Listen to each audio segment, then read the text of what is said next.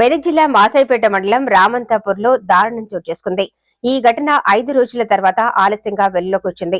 మెదక్ జిల్లా రామంతపూర్ గ్రామానికి చెందిన స్వామి తన బర్రె కనబడకుండా పోయిందని 10వ తేదీ నాడు పోలీసులకు ఫిర్యాదు చేశాడు. ఫిర్యాదు మేరకు పోలీసులు విచారించగా రామంతపూర్ స్టేజీ వద్ద గల హంస దాబాకు చెందిన సీసీటీవీ ఫుటేజ్ పోలీసులు చూస్తుండగా అత్యాచారం వెలుగులోకి వచ్చింది.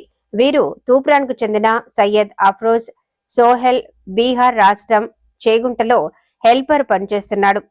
గౌరీ బస్వరాజ్ గా పోలీసులు గుర్తించారు.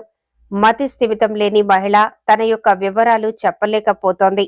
ప్రస్తుతం మతి స్థిమితం లేని మహిళను పోలీసులు భరోసా సెంటర్ కు తరలించారు.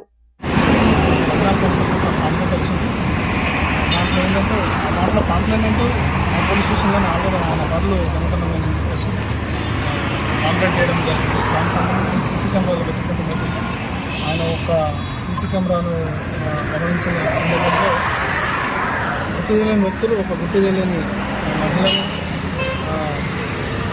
మానభంగం చేసినట్టుగా సీసీ ఫుటేజ్ దాంతో ఆయనే కంప్లైంట్ చేయడం జరిగింది. కంప్లైంట్ ఇస్తే దాన్ని కేసు రిజిస్టర్ చేసి మేము ఎవరైతే విక్టిమ్ ఉందో ఆ విక్టిమ్ని ట్రేస్ అవుట్ చేయడం జరిగింది. కానీ ఆమె మానసిక వికలాంగురాలు వాళ్ళ పేరెంట్స్ని కూడా ట్రేస్ అవుట్ చేయడం జరిగింది. చికిత్స నిమిషం హాస్పిటల్. అదేవిధంగా దాన్ని నేరానికి పాల్పడ్డ నేరస్తుని కూడా గుర్తించడం జరిగింది.